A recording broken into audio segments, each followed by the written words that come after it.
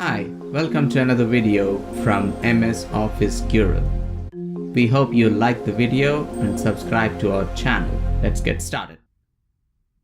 In Excel, when you open a file, on the top you will see the name of the file.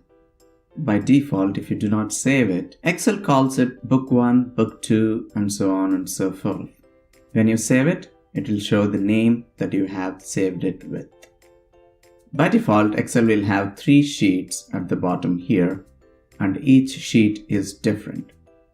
And when you save the workbook, it will save all the 3 sheets.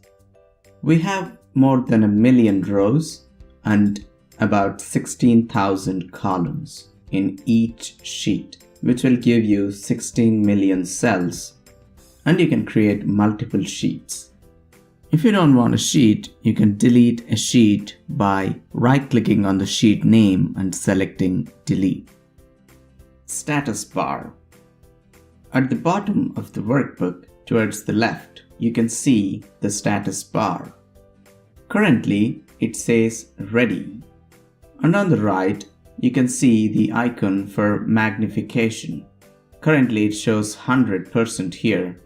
You can click on minus to zoom out and on plus to zoom in. This is how you can have a better look at your data if you're not able to see it. This is like putting on magnifying glasses to look at the data. This will not affect how it prints. It increases in increments of 10% every time you click on these buttons. This will affect only the on-screen view. It will not affect the print of the data. Next to the magnifying bar, you have different views here. The first one is the normal view, and then the page layout view, and then we have the page break preview. When you click on these icons, it will take you to those views. However, we spend majority of our time in the normal view. We will look at how to use the other views in future tutorials.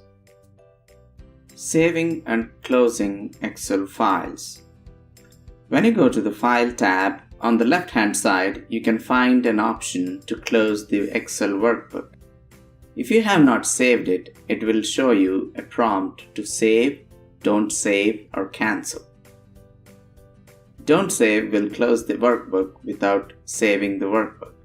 But you click on cancel, it will cancel your click on the close button. However, when you click on save, it will take you to a prompt where you can name the file and choose a location for you to save it. Let us name it as work1. And when I click on save, it closed the file. However, the other files that are open in Excel are shown here. When you click on the X mark on the top right corner, it will close the whole application.